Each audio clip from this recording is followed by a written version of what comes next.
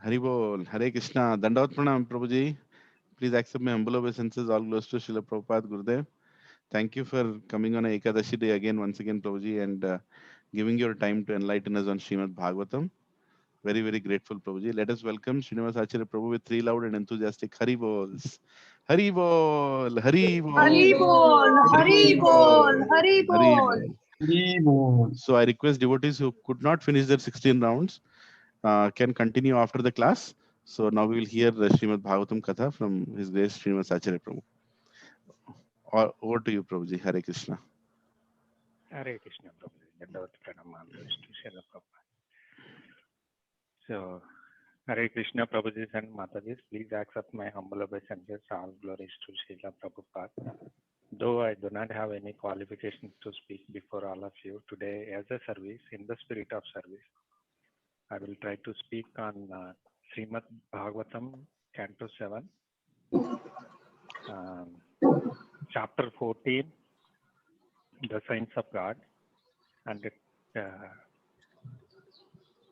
the Canto 7, The Signs of God, Chapter 14, Ideal Family Life, and verse number 34.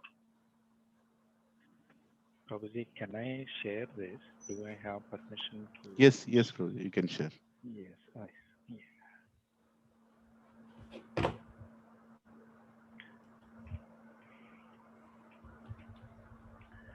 Om Namo Bhagavate Vasudevaya. उसमें जल्दी कर लो, late हो रहा है. Om Namo Bhagavate Vasudevaya.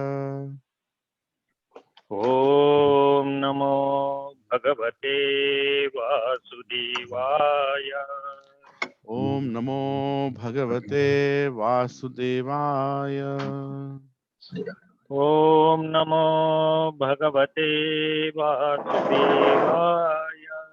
Om Namo Bhagavate Vasudevaya. Patram Tvatra Niruktam Vai. Patram Tvatra Niruktam Tvai. Kavibihi Patravittamaihi. Kavibihi Patravittamai. Harireveika Urvisha. Harirevaika Urvisha. Yanmayam Vai Characharam. Yanmayam Vai Characharam. Patram Tvatra Niruktam Vai. Patram Tvatra Niruktam Vai. Kavibihi Patravittamaihi. Kavibihi Patravittamai. Harirevaika Urvisha. Harirevaika Urvisha. Yanmayam Vai Characharam. Yanmayam Vai Characharam. Patram Tvatra Niruktam Vai. Patram Tvatra Niruktam Vai. Kavibihi Patravittamaihi. Kavibihi Patravittamaihi. Harirevaika Urvisha. Harirevaika Urvisha. Yanmayam Vai Characharam. Yanmayam Vai Characharam. Patram, Patram. the true person to whom charity must be given. The true person to whom charity must be given. Two. But Atra, in the world, Niruktam, decided. Why? Who's wearing the dress? Indeed. Kavibihi. By learned scholars. पात्रवित्तमैः who are expert in finding the actual person to whom charity must be given. Who are expert in finding the actual person to whom charity must be given. Harihi, Harihi, the Supreme Personality of Godhead. the Supreme Personality of Godhead. Eva, Eva, indeed. indeed. Ekaha, Ekaha, only one. only one. Urvisha, Urvisha, O King of the Earth. O King of the Earth. Yat Mayam, Yat Mayam, in whom everything is resisting. in whom everything is resting. Everything is resting. I'm sorry, bro. Why? In whom everything is resting. Why? From whom everything is coming. From whom everything is coming. Characharam, Chara Acharam, all that is moving or non-moving within this universe. all that is moving or non-moving within this universe. Translation and purport by His Divine Grace Abhaya Charanaravindra Bhaktivedanta Swami Prabhupada, Srila Prabhupada ki jai. Jai. O King of the Earth, it has been decided by expert learned scholars that only the Supreme Personality of Godhead Krishna, in whom all that is moving or non-moving within this universe is resting and from whom everything is coming, is the best person to whom everything must be given. Purport. Whenever we perform some religious act in terms of dharma, artha, kama, and moksha, we must perform it according to the time, place, and person. Kala, Desa, Patra. Narada Muni has already described the Desa, place, and Kala, time. Ashwini Kala बहुत has late हो रहा been है already 20 minute late हो गया है बहुत Hare late हो रहा Krishna, है साहब Prabhuji and Mataji, please don't चलो छोड़ दो ना unmute if you are. Please don't unmute. Yeah. Sorry, Prabhuji. The Kala has been described in the verses 20 through 24, beginning with the words Ayane Vishwe Kuryad Vyatipate Dienakshaye. And the places for giving charity or performing ritualistic ceremonies have been described in verses 30 through 33, beginning with the Saramsi Pushkaradini Kshetranya Arhasritanya Utha. Now, to whom everything must be given is decided in this verse. Hari Revaika Urvisha Yan Mayam Vai Characharam.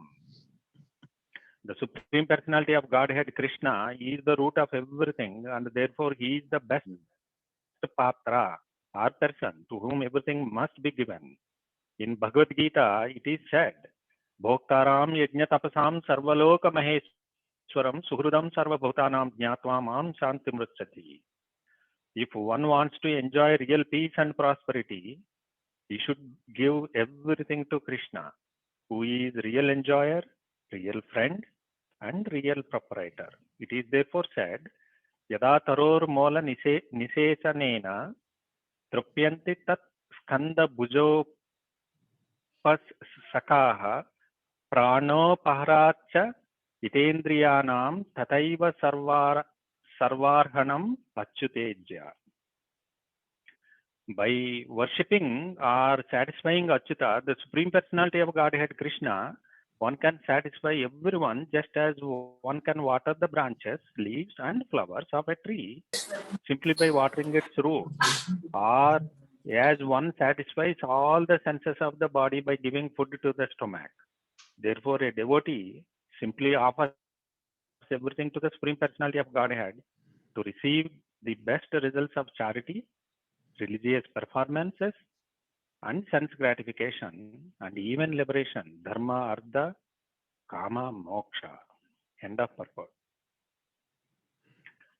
Om Ajnanatimirandasya Jnananjana Shalakaya Chakshurunmilitam Yena Tasmai Sri Gurave Namaha श्रीचैतन्यमनोभीष्टं स्थापितं येन भूतले स्वयं रूपा कदा मह्यं ददाति स्वपदान्तिकं वन्देऽहं श्रीगुरो श्रीयुतापदकमलं श्रीगुरून् वैष्णवां च श्रीरूपां साग्रजाता सहगणा रघुनाथान्वितं तं सजीवं साद्वैतं सावधूतं परिजनसहितं कृष्णचैतन्यदेवं श्रीराधा कृष्णपादा सहगणा ललिता श्रीविशाखान्वितां च हे कृष्णा करुणा सिन्धो दीनबन्धो जगत्पते गोपेश गोपिका कान्ता राधाकान्ता नमोऽस्तुते सप्तकाञ्चन गौराङ्गी राधे वृन्दावनेश्वरी वृषभानुसुते देवी प्रणमामि हरिप्रिये वाञ्छाकल्पतरुभ्यश्च कृपा सिन्धुभ्य एव च पतितानां पावनेभ्यो वैष्णवेभ्यो नमो नमः। श्रीकृष्ण चैतन्य प्रभु नित्यानंद श्री अद्वैता गदाधर श्रीवासादि गौरभक्तवृंद हरे कृष्णा कृष्णा कृष्णा हरे हरे हरे राम राम राम हरे हरे। मुखं करोति वाचालं पङ्गुं लङ्घयति गुरिं यत्कृपदाम् अहं वन्दे श्रीगुरुं दिनतारिणं परमानन्दमाधवम्।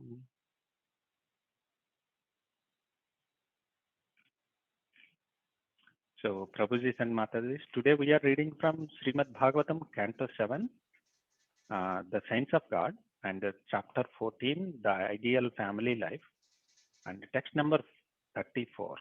Patram Tatra Niruktam Vai Kavibi Patra Vittamaihi Harirevaika Urvisha Yanmayam Vai Characharam. O King of the Earth, it has been decided by expert learned scholars that only the Supreme Personality of Godhead Krishna, in whom all that is moving or non-moving within this universe is resting and from whom everything is coming. He is the best person to whom everything must be given. So this is chapter we discussed one of the shlokas in previous class from the same chapter. The chapter where Maharaj Yudhishthir, after discussing about the ideal family life and especially discussing a lot of the do's and don'ts, he was asking the expert Srila Narada Muni, right?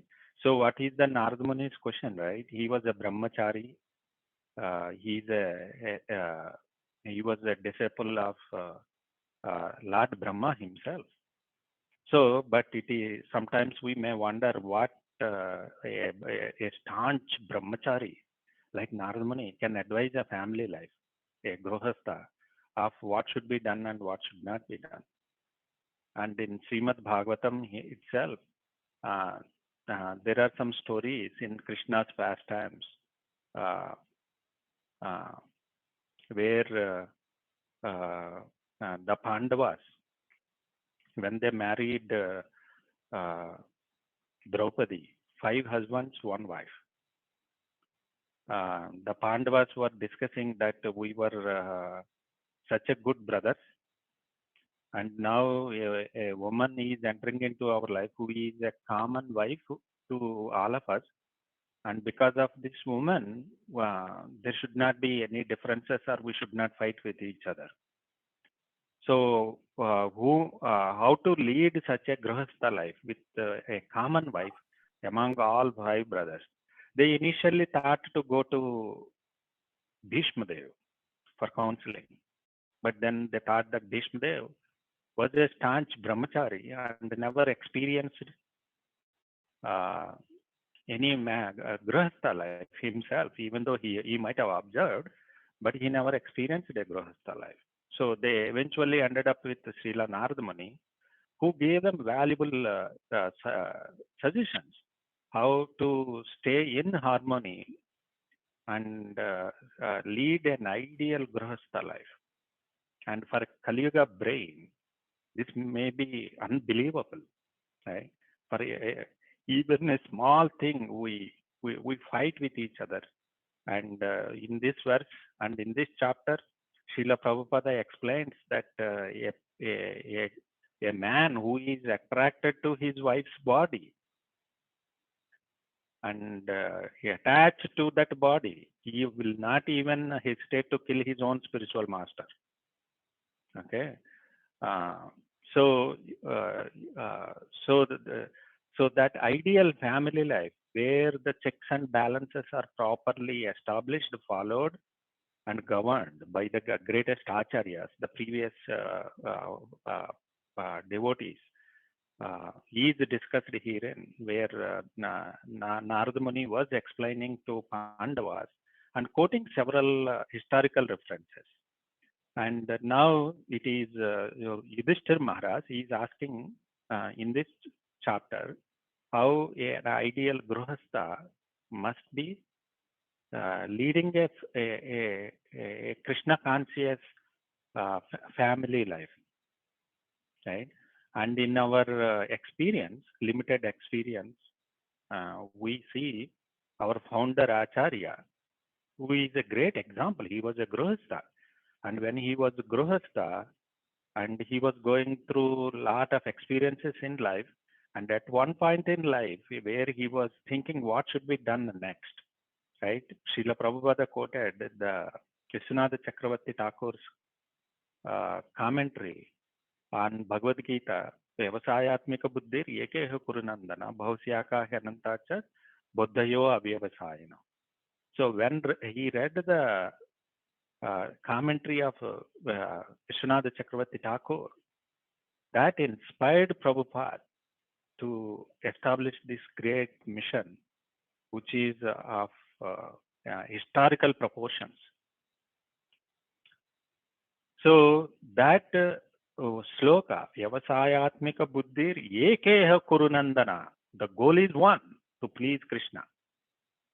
And this purport that we are discussing probably will fit right into that, where Narada Muni is explaining to Yudhishthira Maharaj, saying, O king of the earth, it has been decided by expert learned scholars that only the Supreme Personality of Godhead Krishna, here the keyword is only the Supreme Personality of Godhead Krishna.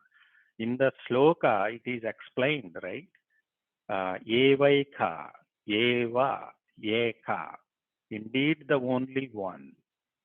Okay, so great acharyas who repeatedly, when they are seeking some high source of information, seeking mercy from previous acharyas, like Srila Prabhupada repeatedly prayed to Srila Rupa Goswami and the Shat Goswamis.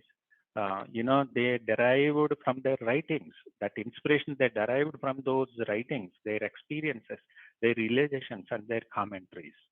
So, leading a Grihastha life in Kali Yuga is extremely challenging. Following 4 regulative principles and chanting 16 rounds every day is a tapasya. That itself is extremely challenging. Paying attention to the every mantra, every syllable to chant and listen back, right? And following 4 regulative principles is like Hiranyakashipu doing tapasya to please Brahma. That much hard it is because there are so many distractions. Bahusyaka Hyanantacha Buddhayo Avyavasayanam. So now in this particular chapter, there are 3 things that are discussed. One is how a Grihastha, when he might have some religious activities that needs to be performed as part of his responsibilities, and how he should do, or how she should do those, those religious activities like Shraddha ceremony must be observed. how a Grihastha should lead his life in general.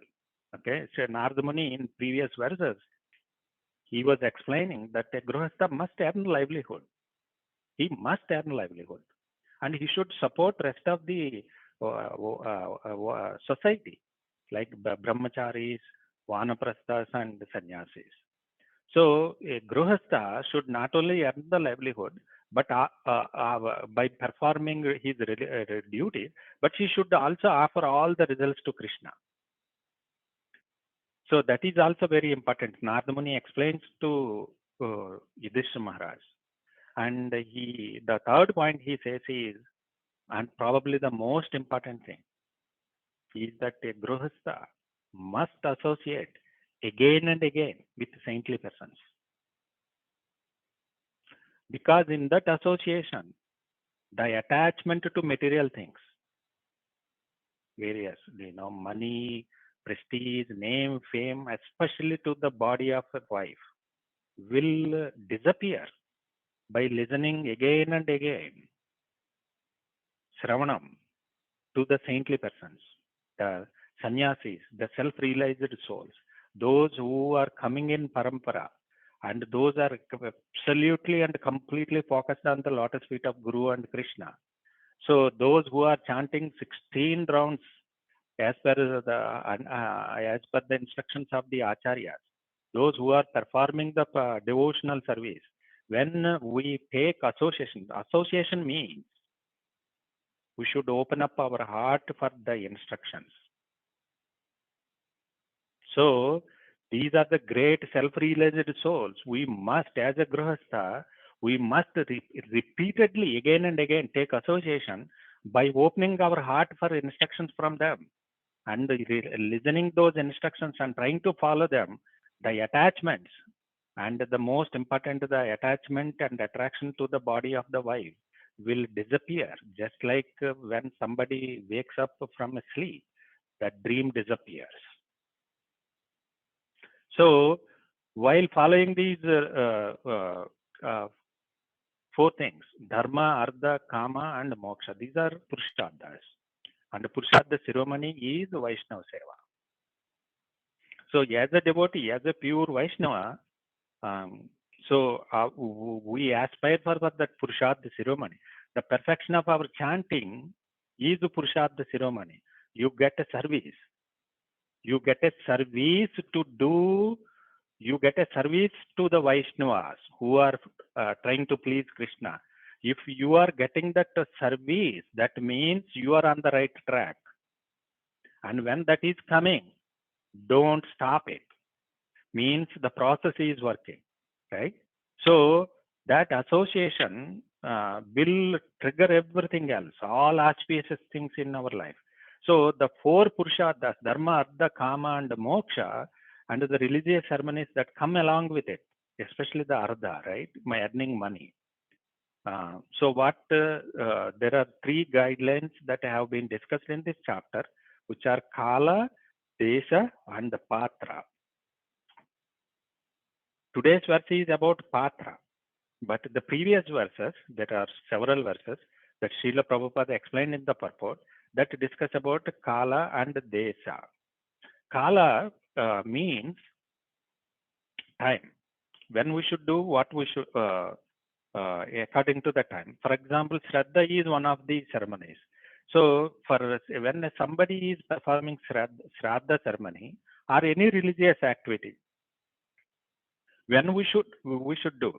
And in those verses, Srila Narada Muni is explaining to Yudhishthira Maharaj that Makara Sankranti, Karkataka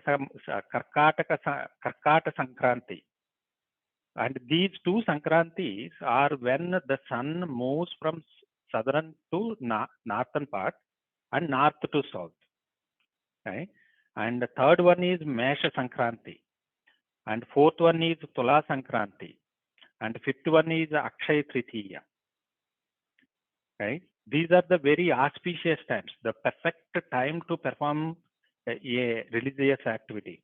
And the next one is on the 12th lunar day, when some of the stars are aligning, especially Anuradha, Shravana, Uttara Falguni, Uttarashada, Uttara Bhadrapada. when those, any one of those or multiple of those are aligned on the 12th lunar day, one must perform religious activities. Similarly, 11th lunar day, when Uttara Falguni, Uttarashada, Uttara Bhadrapada is aligned, or at least two of them, one of them are aligned on that day, we should, a Gruhastha must perform religious activities. And those, what are those religious activities, right? Those are explained and we discussed so much in detail. We spent a lot of time, especially one of the most important thing is prasada. So any religious activity must end up in distribution of prasada, especially the remnants of Krishna and his pure devotees. When that is profusely distributed to the people, and when the organizer himself accepts that, that is the perfection of that religious ceremony. So another important point on time is the Janma Nakshatra. If we are performing that religious activity for a particular person, like a father or a mother or a brother who have been departed, or we are performing something for some spiritual benefit. So if the Sankranti days, Akshara Tritiya, if none of them are working out, but we need to do, then our next option is, there are two criteria. One is either the Janma Nakshatra of that person or the Shravana Nakshatra. Either of them, right? That will work. So these are all for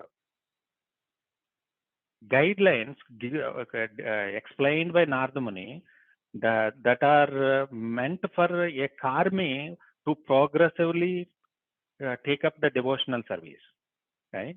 But somebody who touched the dust of the lotus feet of a guru coming in parampara and accepted a vow of chanting the Harinam, Hare Krishna, Krishna Krishna, Hare Hare, Hare Rama, Rama Rama, Hare Hare, who has accepted that.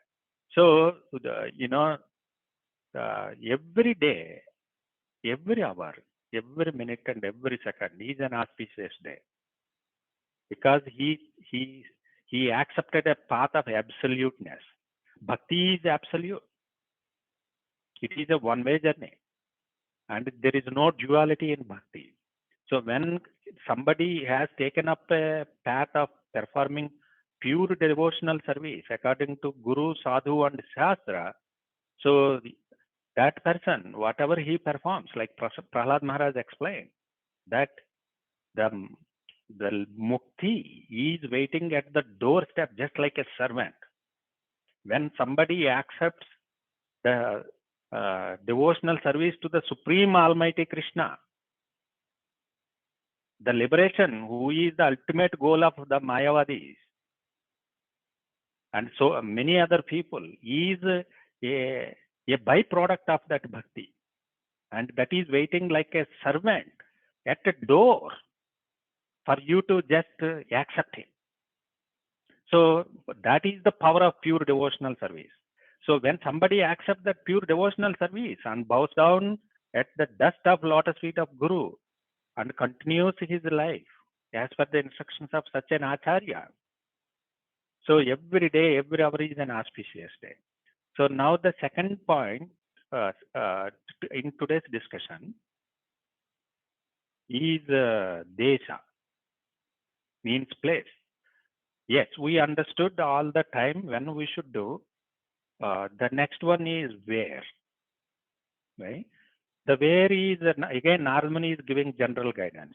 And it looks like there was a lake called Pushkara, and that is one of the very auspicious place to offer any religious activities. The second one is where saintly people are living. It could be any place. It can be mountains, it can be a river bank, or it can be a holy site like Ayodhya, right? So there are, and Srila Prabhupada, and especially those slokas, previous slokas in this very chapter explains Kurukshetra is one among them. Gaya, Prayaga, Pulahasrama, Naimisharanya, there are so many of them, right?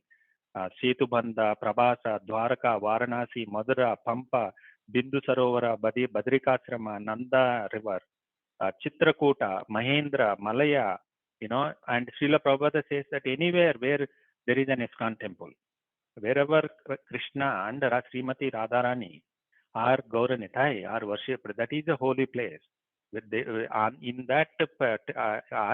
that premises of that temple, we can perform those activities. And this is especially probably very revealing for those who live outside India. Right? You know, all the holy rivers and holy places, holy mountains, everything, fortunately, by the mercy of Krishna, they are mostly in and around India. But those who are far away from the motherland, Srila Prabhupada says, the place where Krishna is worshipped is a holy dham, because Krishna will never step outside Vrindavan. And wherever he is worshipped, that place is Vrindavan. That is spiritual world. Now, in this verse, what we are reading is the third component, which is Patra, who is qualified to receive those oblations of such a religious activity. So what Srila Prabhupada saying is, who is that qualified person? And in this verse itself, Hari Revaikacha, Hari, Krishna. Right? So Srila Prabhupada commented that from Bhagavad Gita, Bhoktaram Yajnatapasam Sarvaloka Maheswaram Suhridam Sarvabhotanam Jnatmamam Santamruchati. That is a singular pointed instruction from Guru Krishna to Arjun, that he is the only enjoyer, Bhoktaram. Anything we do, anything that we eat, anything we drink, anything we perform activity, the result, the only enjoyer qualified in all cosmos, whether it is moving or non-moving, whether it is material or spiritual world, there is only one person, that is Krishna. Bhoktaram yajna tapasam sarvaloka maheswaram suhrudam sarvabhotanam jnatavamam santamuchyati. Only the person who understands this core principle will only lead a life of peace.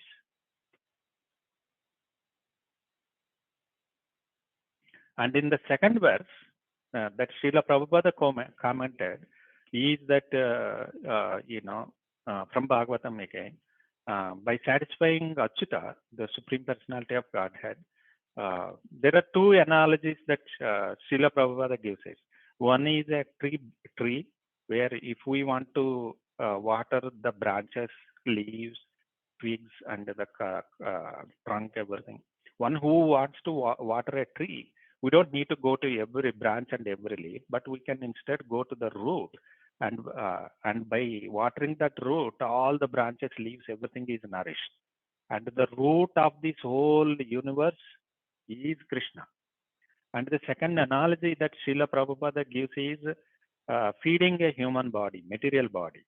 We don't need to feed to fingers, head, arms, shoulders, everything separately. We just feed to the stomach, and that stomach dissipates that energy to all the limbs of the body. And one who understands this core principle, and what is the equivalent of the stomach in human body in the cosmos, in the Brahmanda, what is the equivalent of that root of a tree in the Brahmanda, and that is what explained in this verse. That is none other than Krishna himself. So I want to close today's class by quoting for my own purification the Chatushloki. The Chatushloki, the last of the Chatushloki. Let me share that with you. It is 2934, and it is displayed on the screen. Rutvedvam yet pratiyeta na pratiyeta chatmani tatvidyadatmano mayam arudha baso yadatamaha. O Brahma, whatever appears to be of any value, if it is without relation to me, has no reality. Know it as my illusory energy, that reflection which appears to be in darkness. So I want to say this, Prabhuji and Mataji, the beginning, the middle, and the end. All of them is Krishna. Everything starts from Krishna, everything runs through Krishna, and everything ends up in Krishna.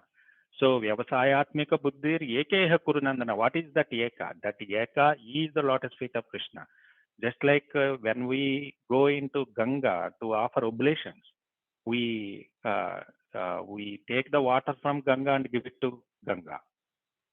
Similarly, anything that exists in this universe, in cosmos, in Brahmanda, is created by Krishna. We take from here and give it back to Krishna. One who understands that principle and the patra, and all of us should give the whatever we want, we can give back to propagating Krishna consciousness and back to propagating the pure devotional service to Gauranitai. And that person accomplishes the success in life. Thank you very much. Grandharaj Srimad Bhagavatam ki jai, Srila Prabhupada ki jai.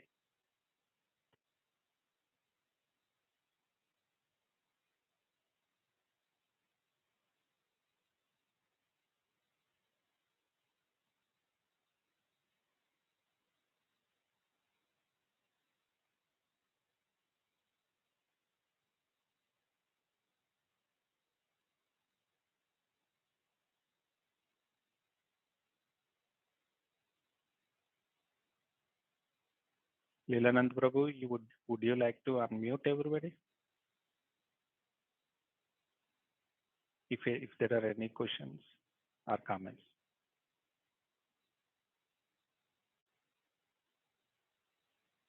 Subbarao Prabhu became a host, because of which I could not. Yeah. Now everybody can unmute and ask questions. Sorry, Prabhu, I didn't realize it got me back. I don't know how. Sorry. Yeah, no problem, Prabhuji. So I have a question, Srinivas Acharya Prabhu. Thank you for very enlivening class, Prabhuji. Prabhuji, the question I have is, we hear the Jivera Swarupoye Krishna and Nityadas. We are all servants of Krishna, and it's all jivas, not just some jivas or a jiva. Or every jiva is ultimately servant of Krishna. And the aspect of love, the whole source of love is Srimati Radharani, and she gives us the potency to love, Krishna and serve Krishna. Is it even possible to love anybody other than Krishna, be it a parent, be it a devata, be it anybody? Is it even possible? And if we love that person other than Krishna, is it pure love? Can it be anytime termed as pure love? Prabhuji, love means somebody who loves Krishna will love everybody. That is what explained in Bhagavad Gita, that a Pandita Samadarshinaha means if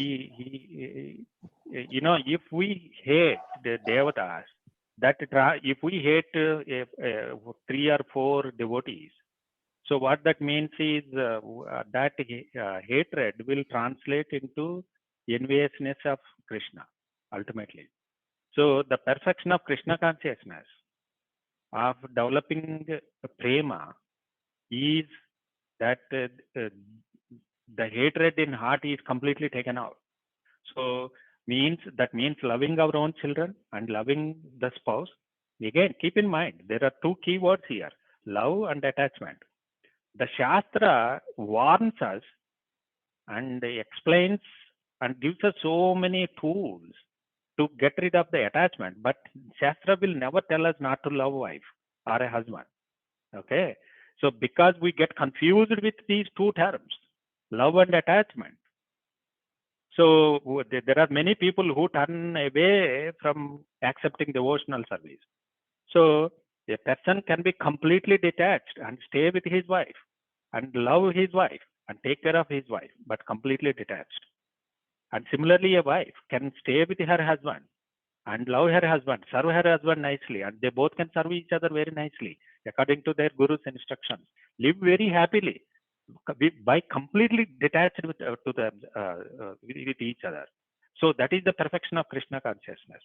Similarly, if we extend that, the same love is manifested towards the parents. So Krishna's love towards us, Radharani's love towards us is extended as a motherly love to the children. and parents' love to the children. You know, they are representing Krishna and Srimati Radharani in this world to take care of us, to provide security to us, to give us proper education to us, and to lead a path of devotional service when we grow up. And similarly, our payback is that when they grow old, we take care of them in return. And that is how the Vedic society is built.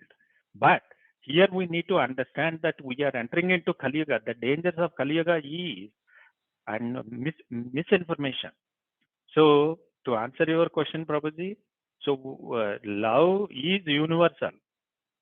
Love is universal. If somebody who loves Krishna loves everybody, including the animals. So what to think of fellow human beings?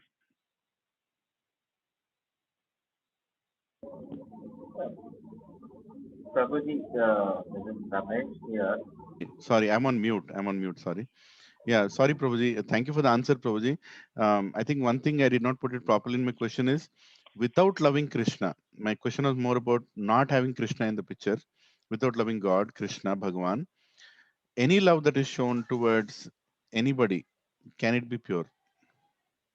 No, Prabhuji. In my small life and my understanding from Acharyas and my readings through Srila Prabhupada's books, my observations in materialistic society, if Krishna is not part of the equation and that relationship doesn't have prema, but it is only kama. Thank you, Prabhuji. There is no such thing as prema. Yeah. Thank you, Prabhuji.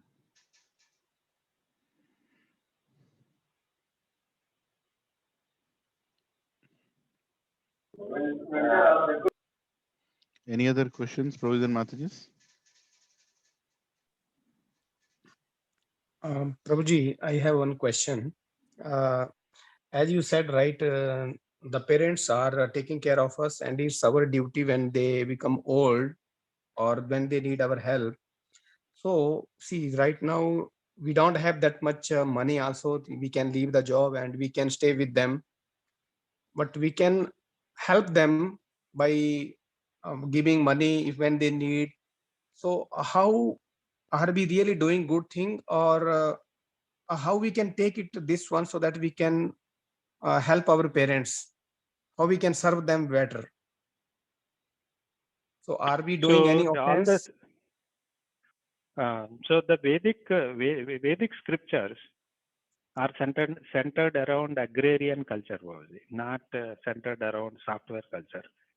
Software industry and the global integrated marketing and massive industrialization has displaced and destroyed the original family structure that was built as a foundation to explain Vedic society. So the parents will take care of the kids, and the kids will stay with parents. They don't run away thousands and thousands of miles, stays away and send money to some ICICI bank account and think that, yes, I have taken care of my parents so well, I am done, my responsibility is done. Okay, but now we are in such a situation, most of us. So, and I have seen in my own life that there are many devotees who come from non-devotional background. The parents never taught them about Krishna, never taught them about bhakti and what to think of bhakti and Krishna. They never taught to the parents, taught to the kids about vegetarianism.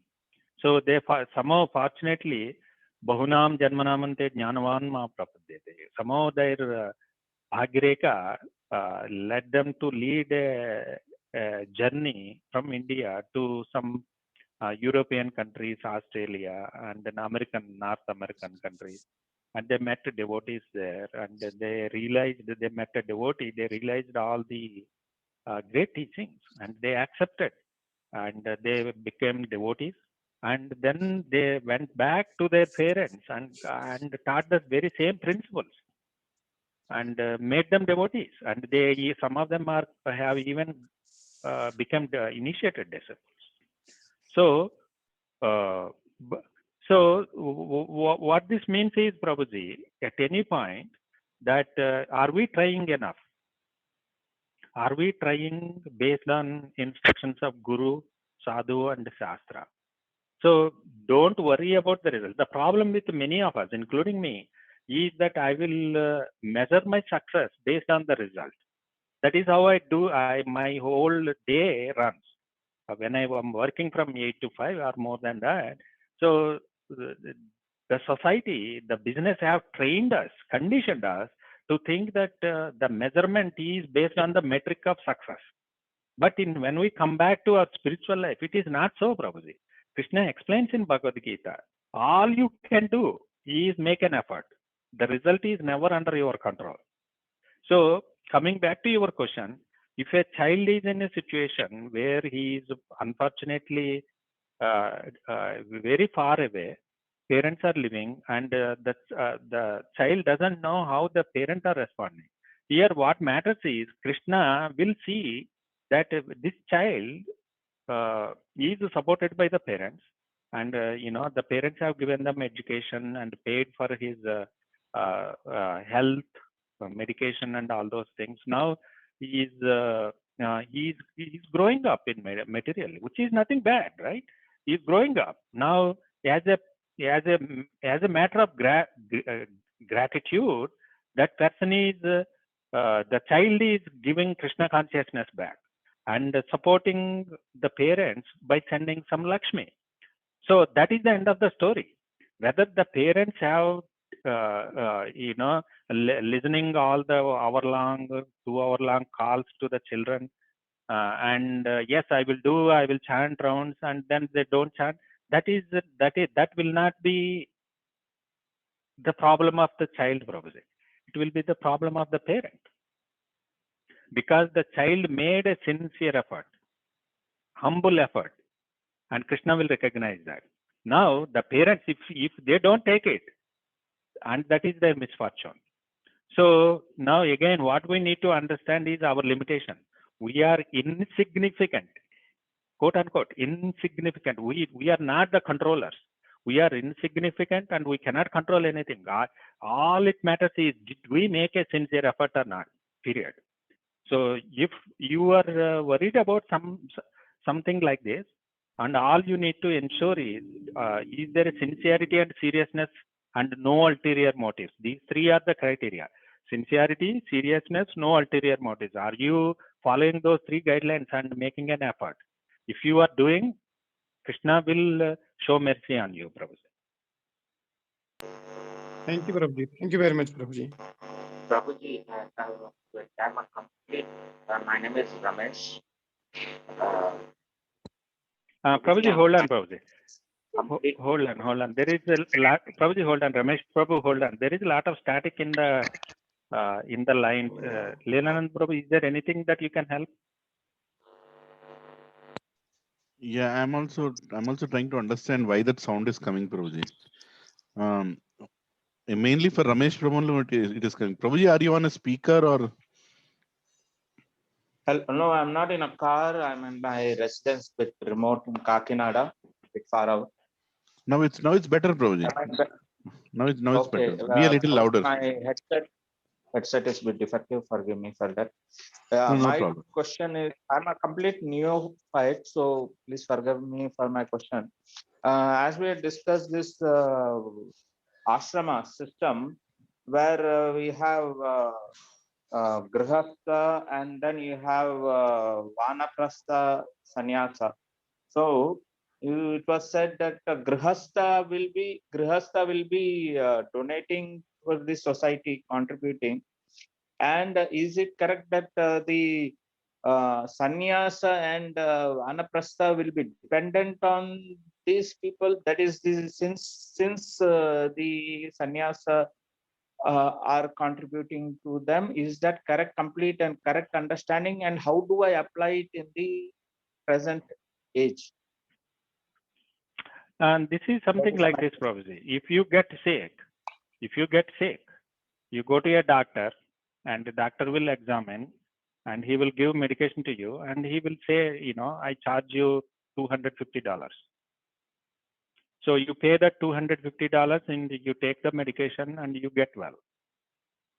Similarly, the sannyasis, brahmacharis, and vanaprasthas support grahasthas on spiritual advancement.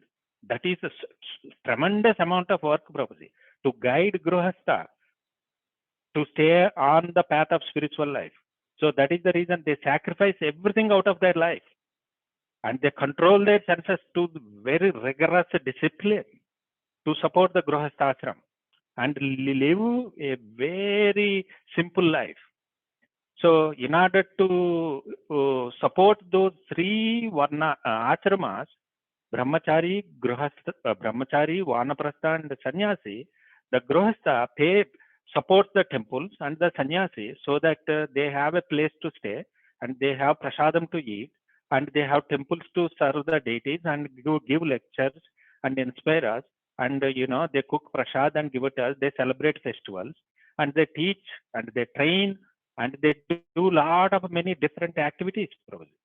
So because they do all that without expecting anything in return, it is the responsibility of the grahastha to support financially, so that in return those three ashramas will support the grahasthas to make progress on the path of spiritual life. For example, if grahastha wants to perform yajna, so can he himself do that? Does he knows how to pronounce those mantras without any mistake? Do he knows all the do's and don'ts of all the paraphernalia and the process and the procedures? No. So for that, he needs the support of brahmacharis and sannyasis. So in order for a society to live a healthy life, so the grahastha support the three, and the three ashramas will support the grahastha back. Dhanyavad Prabhuji. Also, could you share something on the Kala Sthala and some short video on this group or somewhere so that we could refer it whenever possible? Probably Leelanand Prabhu, is that something you can help? Sorry, actually, I didn't get the question only. I'm sorry. I didn't understand. What does it mean? Ramesh Prabhu, can you repeat? What did you want to know? About the Kala, Sthala, the place, time, and those three aspects. If there's any short, reasonable 1 or 2 hours video to refresh our understanding towards Kala, Sthala, and all that. So I'm complete neophyte, so I would like to know the three aspects which was discussed in the verse today. In context to verse today is one aspect, but in general, you're asking about the energy of God, Kala, Sthala, and everything. That needs a far elaborate explanation. So maybe you can message me after this call and I can suggest you some lecture which is around it. But in context to today, I think Prabhuji already explained. So Prabhuji, you want to summarize on what you told about Kala and Sthala? No, Kala is basically when we are performing a religious ceremony, where what is the best time to do it? Like I explained, Makara Sankranti, Karkataka Sankranti, all those things, right? So there are certain things like Shraddha ceremony. Shraddha ceremony, we have to do it during a certain time of the every year for the departed forefathers. So Narada Muni was explaining what is that timing. So it is the scope of today's class is very narrow, probably. It is about Kala, Desha, and Patra. So religious activities, right? So in the Shraddha ceremony or any activity, religious activity that is meant for spiritual advancement, what we should do, when we should do, and where we should do, right?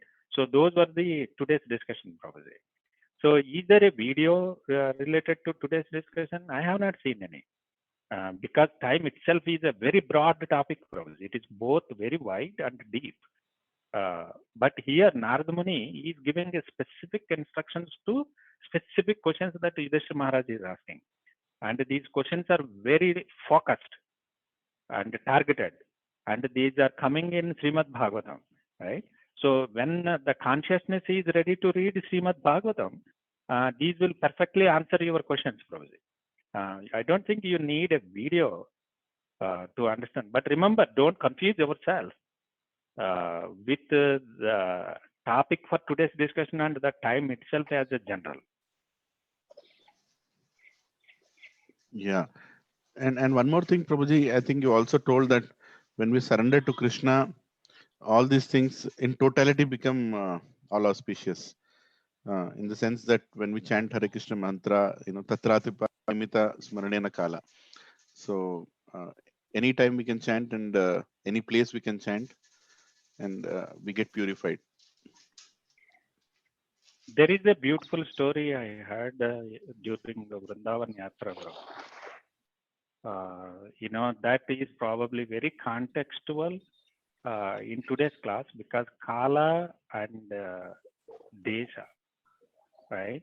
So Narada Muni was cursed by Daksha Prajapati when Srila Narada Muni was preaching Krishna consciousness to Daksha's first batch of 10,000 sons, and he was converting all of them into devotees, and the next batch went into forest, and again Narada Muni converted all of them. And then Daksha became so agitated, and he cursed Narada Muni so that he cannot live in any one place. So the same Narada Muni came to Vrindavan, and finally Krishna told that you write down the scripture, Narada Pancharatra. So and Narada Muni said, "Oh my Lord, in order to write this scripture, I have to spend several days. But there is this curse from Daksha hanging on my head. So I cannot stay in one place for more than 3 days. So what should I do, my Lord? I cannot say no to your order, but at the same time, how can I overcome this curse from Daksha?" So Krishna told Narada Muni that no matter how severe a curse could be, that curse will have zero effect in holy Dham. A Dham like Vrindavan, right? Here, Desha means place. So a place called a holy place, any curse will have a zero effect. So Krishna told that you sit on the bank of this lake and complete this scripture. And Narada Muni continued for several days and completed that scripture. So that is the power, Prabhuji. So, we can deep dive into each one of these concepts that devotional service is transcendental. So no material curse will do anything to any devotee at all. For example, Gandhari cursed Krishna. Will that curse will have any effect on him? Who breathes all these universes and takes back? So is Gandhari powerful enough to curse Krishna and stop Krishna? Even Mahadev, Lord Shiva cannot stop Krishna. What is Gandhari's position to stop Krishna and restricting Krishna from doing anything? But Krishna is gracious enough to fulfill that curse, right?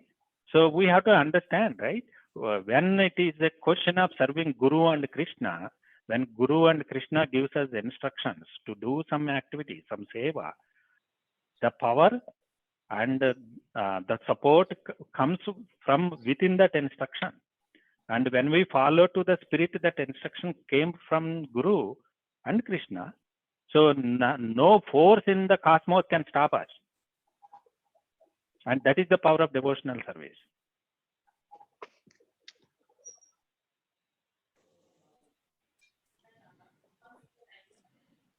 Hare Krishna, Prabhuji. I have one question. Understand now. Prabhuji, you talked about love and attachment, and you said the love can be there without attachment. But my question is, if you don't show the attachment, don't people misunderstand that it's a dry thing in between, either wife and husband or, kids or parents? That I'm trying to understand more, Prabhuji. So I think the other scriptures explains that, Prabhuji, a pure devotee is attached only to Krishna and probably Guru. Right? He loves everybody, but attached to only Guru and Krishna. Now nobody else. So in the material world, everything that has a beginning also has an end. It has to end at some point. So knowing that time span in which that manifestation takes place, we are not get attached to that phantasmagoria of the Maya. So we will love, we will support, we will do it.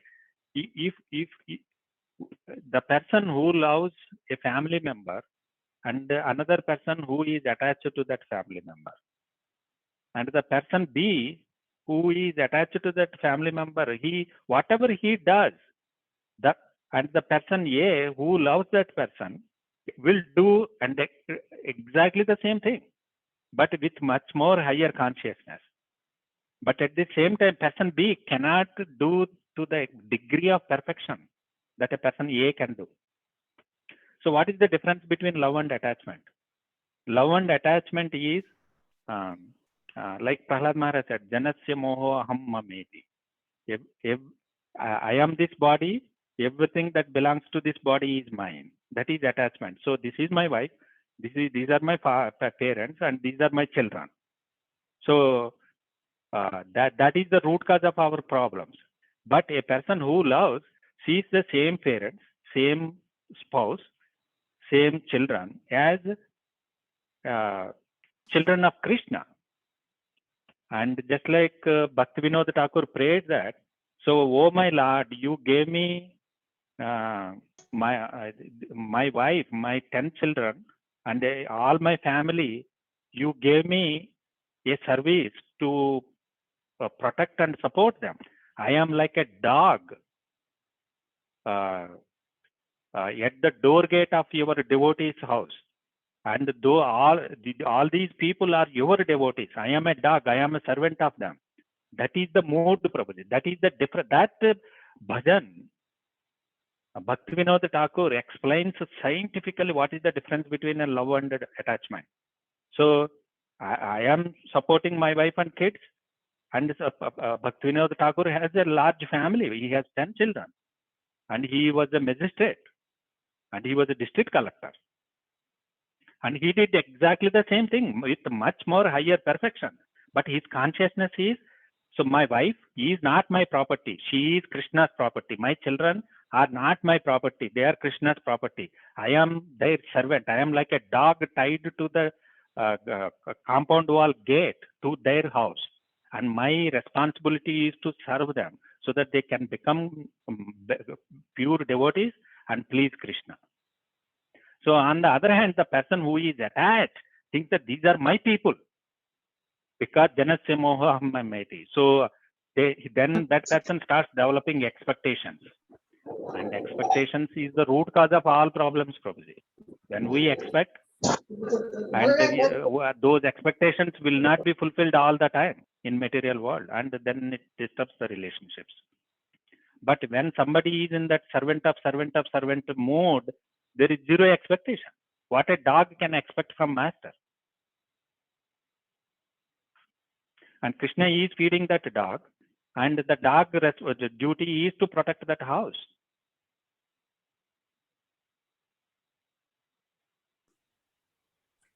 Thank you, Prabhuji. Dandavat Pranam Prabhuji, I have a question. Yes, please. So, like, you mentioned that Yudhishthira went to Narada Muni because Bhishma was a brahmachari, but my understanding is Narada Muni also a brahmachari. Is my understanding wrong? True, Prabhuji. Narada Muni was a brahmachari. He was never married. But Narada Muni is a pure devotee. He doesn't have material body like Bhishma Dev. Bhishma Dev is one of the 12 Mahajans. Great person. There is absolutely no doubt about it.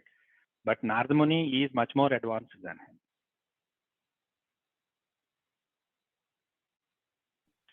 Thank you, Prabhuji.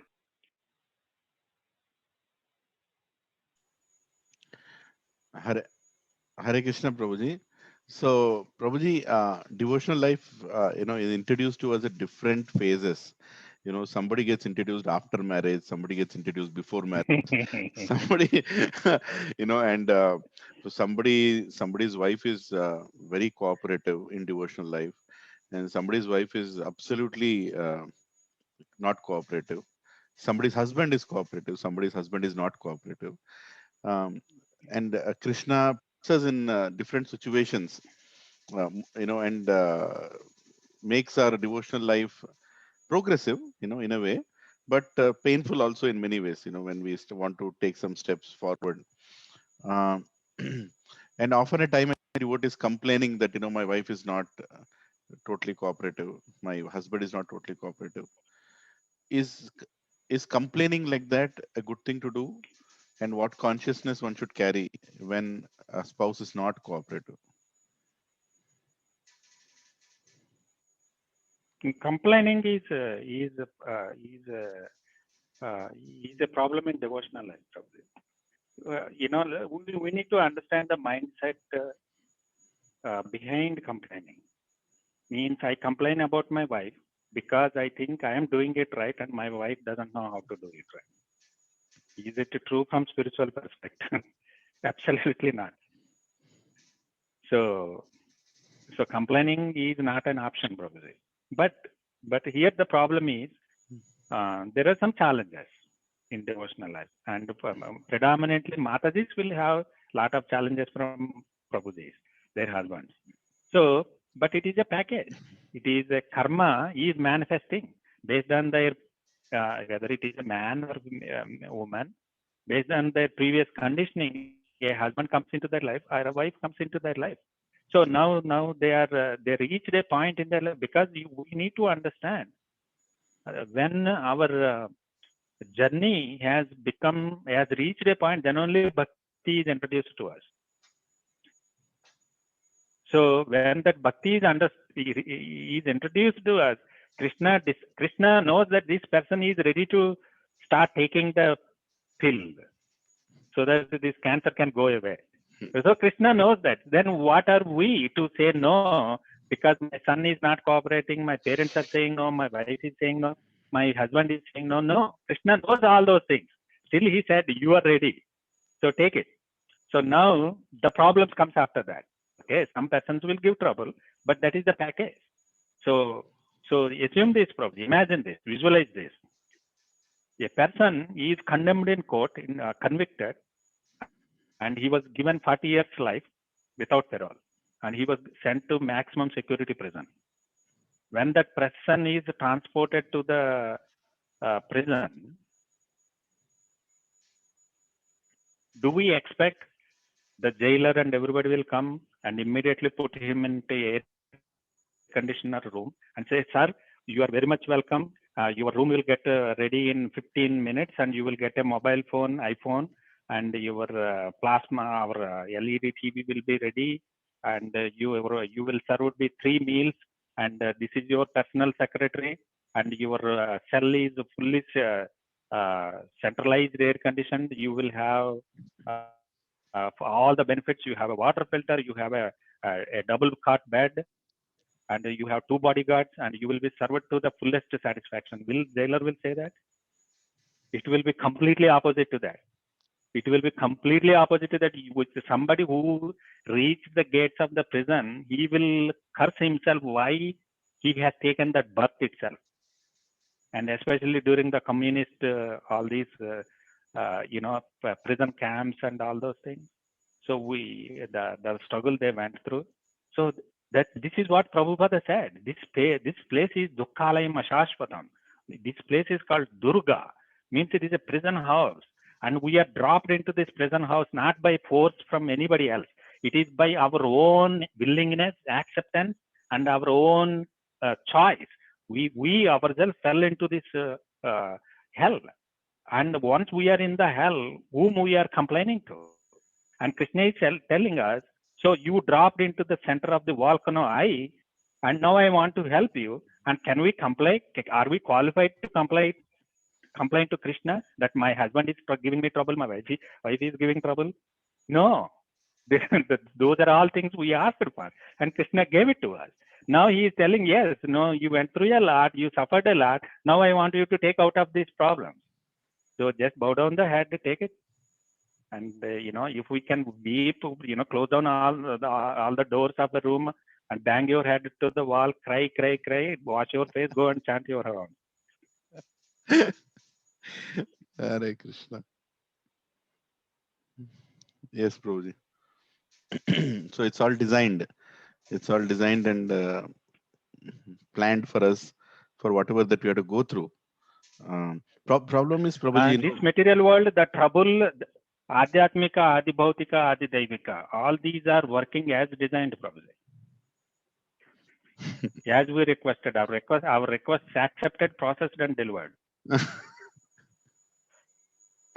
Free delivery. Prabhuji, often what happens is when we say that soul is Sachitananda, always looking for that happiness. And it so happens that when we come to devotional life, we also expect that happiness in devotional life. And that's where the problem comes, that when you enter the devotional life, you actually start experiencing sometimes the opposite. Instead of the happiness, it starts becoming more miserable. And then people complain, I was better off before. I think I was okay before. I mean, just that their interpretation. Devotees, we understand that, yes, here we have Krishna, that there is no Krishna, and we get a full understanding. But it's very difficult. Most of the time, counselor discussions is always about, I'm not finding that happiness. I'm not finding that happiness. So it becomes very difficult to orient that you should not try to find happiness in material world. But by saying that, it's also like spreading negativity. Today people want to hear only positivity. Unfortunately, Dukkhalem Ashashvatam is a psychiatric statement, in a way that you are like telling everything is Dukkhalaya. What kind of a person are you? How do you handle when people come with that expectation? Yeah, so Vedic literature is not only describes the pitfalls and the fallacies of this material world, probably it also gives us a hope and a process to go back to a better place. And in that, it is brutally honest. And there are many generations of people who could not able to take it in that spirit and started condemning the Vedic literature. But Vedic literature is absolute. It doesn't care whether somebody has a trouble in accepting or not. It speaks from absolute truth platform. Now, so somebody comes to Krishna consciousness and they are looking for some happiness. So the problem is that the confusion between happiness and purification. So the purification is that when we walk into a Sangha, so some devotees might give us trouble, and that is as per design. So we are carrying tons and tons of anarthas, and we told Krishna, from this moment onwards, I am yours, so please purify me. And we accepted Krishna consciousness. We walked into the temple, we walked into the Vaishnava Sangha, Vaishnava Association. And Krishna pressed the button and people have started giving you trouble to purify your false ego. And why we are complaining, right? Because it is working as per the design. We asked for Krishna, purify me, and Krishna is purifying. So, but happiness is something different, probably. Purification is something different. Purification can be painful, but happiness never. Happiness is on absolute platform.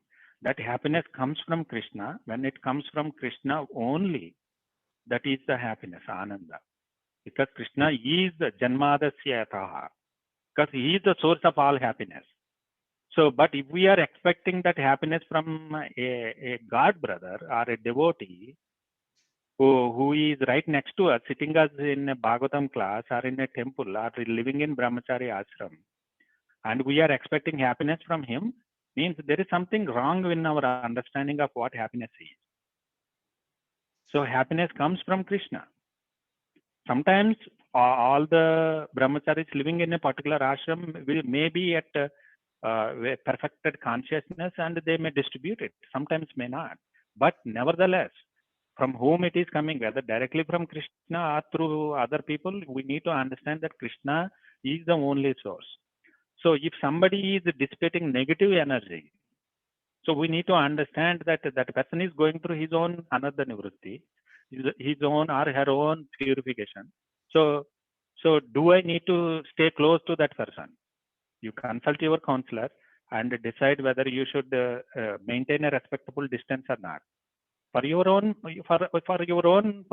spiritual progress. So we have, each one of us have our own anarthas. Each one of us are on our head a Himalaya mountain of anarthas. So it takes lifetimes and lifetimes to clear our own anarthas. How can we take responsibility of somebody else's anarthas? Right? It is too much for us to manage.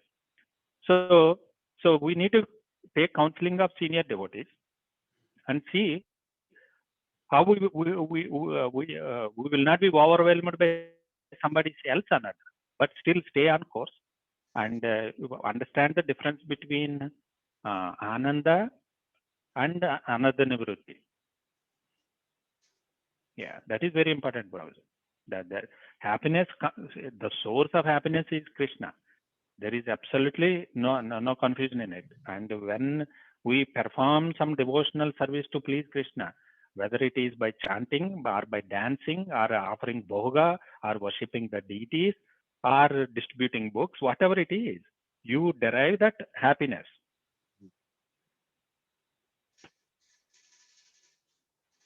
Thank you very much, brother. Yeah. Hare Krishna. Prabhuji, please go ahead. Yeah, Satyadev Prabhu, you have a question? Yeah. Hare Krishna, Prabhuji. Prabhuji, one question is, after we came to the Krishna consciousness and, with this, software jobs, I feel a sense of unsatisfaction because I'm not able to serve Krishna to the full extent because of the 10 hours or 12 hours of working life. Even though we are able to chant, and associate with devotees, and the amount of like knowledge and the scriptures, and I'm now not able to spend enough time to read the books, and then so there's a sense of unsatisfaction in our service, Prabhuji, and also at the same time we are unable to like working life also we cannot able to decrease it because of the pressures. So how to balance this, Prabhuji? Like, whether the service we are providing to the Lord is, is enough or not? We are not able to come to an compromise. Thank you very much for that question, Prabhuji, Satyadev Prabhu, if it is your real name. But I want to say, Prabhuji, you are not alone in this game. And most of us are in the same path. And you are not the only one who works like 10 hours. There are people on this call, and we discussed this at length during the last Ekadashi call, where we discussed Ugra Karma, how technology, in that Prabhupada clearly mentions that how technology has become Ugra Karma and how it impedes. And we discussed at length, but in a nutshell, Prabhuji. So this is Ugra Karma from none other than His Divine Grace, Srila A.C. Bhaktivedanta Swami Prabhupada. So the result will be not pleasant because Atyahara Prayasacha. Here, what is the principle that is acting is Prayasacha. We are working more than what we are meant for. So Srila Prabhupada explained that a human being is meant for working like 6 hours a day. And then probably go into the workplace, probably 8 o'clock or 10 o'clock, wherever you are, 6 hours, and come back and take prasad and rest for some time. And in the evening, go to a temple. And in temple, you start listening to, Sravanam, Kirtanam, Pathanam, all those things. Then the soul will be happy from. But this natural harmony, this organic life has been disturbed. And we become so much artificial, synthetic. So what is the remedy for this? The remedy is we have to scale down, and scale down in such a way that it will not disturb our immediate family life, right? That's what I sincerely hope, Prabhuji. You know, when I took Krishna consciousness, I had two children, just like Leelanand Prabhu was explaining. Many of us are introduced to Krishna consciousness after we jumped into fire, right? We signed the agreements, lease agreements. So there is no exit clause for this. So we had children, and I was introduced here in US, Prabhuji. And since past 20 years, I have been here. So yeah, I work more than 16 hours every day, Prabhuji. But again, the priorities does matter. So you are not alone, Prabhuji. The priorities does matter. And you keep praying to Guru and Krishna, please show me mercy so that I will get away. And there are many devotees who were working extremely long hours, and they have finally decided to scale down, went back to a much simpler life, be it in a country in India, or they went to India sometimes. They went back to farming, they went back to their parents' home and started leading a simple life. So yes, it is absolutely right, and there is a struggle, and the struggle is because we have become greedy. We want to enjoy a life standard more than what we can afford, and we worked so hard during our school days to reach that. One after school, we got into this problem. That is the reason it is called Ugra Karma. Yes, Prabhuji, Hare Krishna. Thank you so much, Prabhuji. So that means we just have to wait for Krishna's mercy, and is it like I had to live with this guiltiness until Krishna's mercy is there, Prabhuji? No, Prabhuji, you keep praying. You keep praying. You know, the one thing you should never stop is keep praying. Praying to Krishna, that is, Krishna, show me mercy. There are many, many great devotees of the past in our own parampara that were that they struggled in this, and Srila Prabhupada is one among them. And when Srila Bhakti Siddhanta Saraswati Thakur appeared in his dreams 3 times, and then he decided that it is time to give up all the business and everything and go into full-time preaching. And there are other devotees who did that. Last class, Prabhuji, I think that was a full class on this topic, Prabhuji. Definitely. If you get hold of that video, I think many of your questions will be answered. Sure, Prabhuji. Sure. Thank you so much, Prabhuji. Dandat Pranam. Yeah. The last class is posted, Prabhuji. You can see the link. Prabhuji, Srinivasacharya Prabhu, I would like to share one experience, Prabhuji, if you permit me. It's already 8:30. We'll just finish, and I'll quickly say this. Once I was speaking to one person, one devotee only, kind of beginner in Krishna consciousness. So he had taken a loan, and he had a house, and he had taken another loan for another house, and then he was like working late hours, and he was saying, Krishna help me. And then he was discussing with me, how does it happen that we are going towards Krishna? Why are we getting these problems? I simply told, why don't you just surrender those 2 houses and pay off the loan? You'll be very peaceful. You don't have to earn so much. You don't have to do that extra hours and overtime and earn more. But that is not ready to do. That is not right to do. Though he has a home given by his ancestral parents, but he wants to accumulate more. So, and I'm not generalizing this, but I've seen in many cases where even after coming to devotional service, we want to aim for luxurious life, and then we say that we want both. And even parents, when they see children going towards Krishna consciousness, as long as they're maintaining the standard of living, they're okay. As soon as they see that they're coming towards simpler life, they have all complaints on Krishna consciousness. So we see a lot of duality even within devotees who are coming towards spiritual life, um, not willing to let go, not looking towards simple living, um, and yet complaining that Krishna is not helping. It's like you put yourself in total mess, and then you're saying, Krishna, please clean it and make me happy. And how much can Krishna do, and what more can Krishna do to save us? So it's actually a paradox, sometimes that we answer is sometimes with us. Paramatma is telling us, don't do this. You don't have to do so much. But still we'll end up doing it. Still we complicate our life. Still we go ahead and commit for things that we don't need to commit. And then we say, and then the first thing that we compromise is chanting, and then association, then obviously any we develop a bad relationship with devotees and eventually leave Krishna consciousness. So I was just sharing, Prabhuji, that this the aspect that please help me balance, please help me balance. I mean, who asked you to imbalance in first place, and then you are asking to balance? Sometimes it is a harsh answer uh, to give, but I don't know how else to tell people.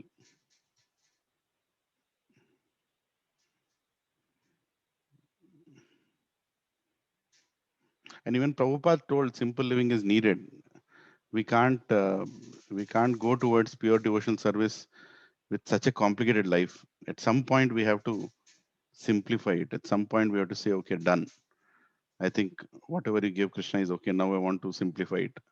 And like you said, many devotees have done it also. At certain point, they have taken that call. In this chapter, Babaji, if you read completely, I am reading 34 sloka, but Narad Muni answers these questions in this chapter itself. So he says how a Grihastha, just like me and you, who are in that particular troubling spot, how they should handle those. Narad Muni, even though he spoke this 5,000 years ago, but those are as relevant for us today. He says, well, what should be our mindset when parents are pressuring, friends are pressuring, relatives are pressuring, colleagues are pressuring to, to be more materially successful. What an aspiring devotee should be, how he should handle and what should be his priorities. So what I strongly advise you, Prabhuji, read this chapter. That would probably answer your questions, definitely. Yes, Prabhuji. Thank you very much, Prabhuji. I think it's already very late for you. It's 11 o'clock in the night times, and for us, it's like day is starting. For tomorrow is Ekadashi for right, Prabhuji? No, US it is today, Prabhuji. Yeah, we have already observed at the end of the day. We are. Oh, okay. Hare Krishna. Yeah, somehow the time is like, some devotees join with Singapore. For them also, it's one day before. And for One us, day it is, before. yeah, for us, it is today. So thank you, Prabhuji. It's a late Ekadashi evening again. I'm very grateful for your presence, Prabhu. Actually, Grihasthas, preaching to Grihasthas is very, very critical sometimes because we feel that our problems are heard.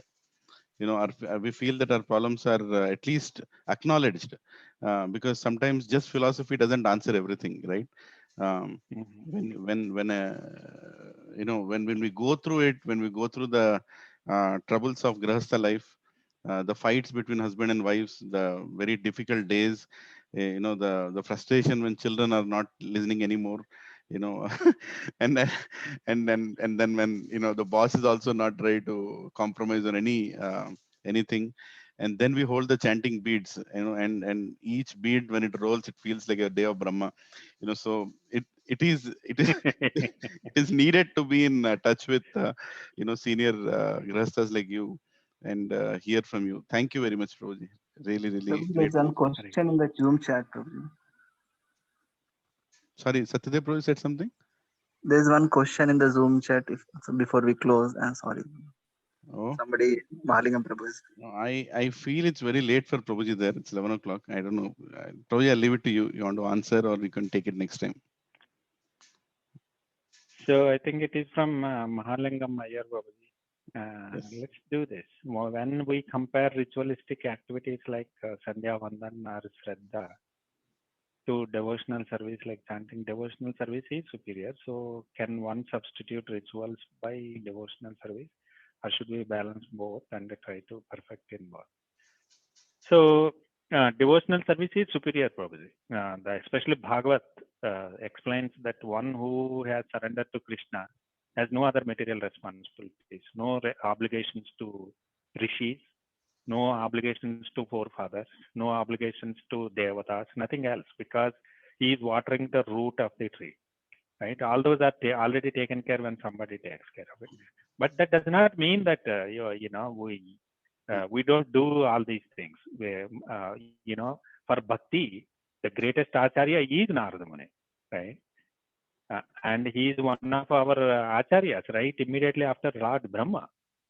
So Nardamuni himself is explaining to another pure devotee, Yudhishthira Maharaj, that what we should do and what we should not do. So if Shraddha ceremony, we have strong references when Advaita Acharya was offering the Shraddha ceremony, and he invited Haridas Thakur and Advaita Acharya. He is a part of Supreme Personality of Godhead, Prabhuji. So did he? Why he did not decided that I am already surrendered to Lord Chaitanya Mahaprabhu and I am following to everything that I can to please him. I don't need to offer oblations to my forefathers. No, he did not do that. So he was doing all ritualistic ceremonies, even though those are secondary, Prabhuji. But primary is devotional service, you know. Pleasing Krishna is more important. That we should keep in mind. No, the mood should be when we cannot fulfill secondary responsibilities. It may be okay because we are fulfilling primary responsibilities of chanting Harinam and practicing pure devotional service. But in order to fulfill the secondary responsibilities, can we give up the primary responsibility? The answer is no. Okay, Prabhuji, understood. Thank you very much. Sorry, it's too late for you. Yeah. Hari Bol. Let us thank Srinivasacharya Prabhu, 3 loud enthusiastic Hari Bol. Hari Bol. Hari Bol, Hari Bol, Hari Bol. Thank you very much, Prabhuji. So looking forward to see you again in next Ekadashi, whenever it comes. And when are you planning to come to Hyderabad, Prabhuji? Anytime soon? Yeah, as soon as Yatra starts, Prabhuji. Yeah, I don't know whether even this year we are going to have Yatra. It doesn't look like. This year, probably not. I think the COVID, Delta Plus, and the Delta both are threatening US. I think we will be in a locked up scenario. So this year, I think some restricted movement, but not as bad as past 18 months. But international travel is still restricted. For those who have some medical condition, it is better to stay safe. Probably next year. I was reading that it takes like 2027 to be able to manage this COVID with vaccines. So Right. this rise and fall and these troubles will be for another at least 6 more years.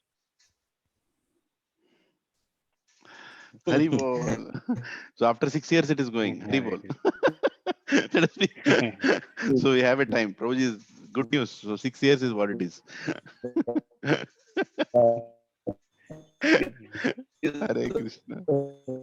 Dandavat from Prabhuji. Hare Krishna. Hare Krishna. Vancha kalpatarubhya Kripa sindhubhyo tanam pavanubhyo Ananta Koti Vaishnava Vrinda ki Jai Srila Prabhupada. Jai. Hari Bol.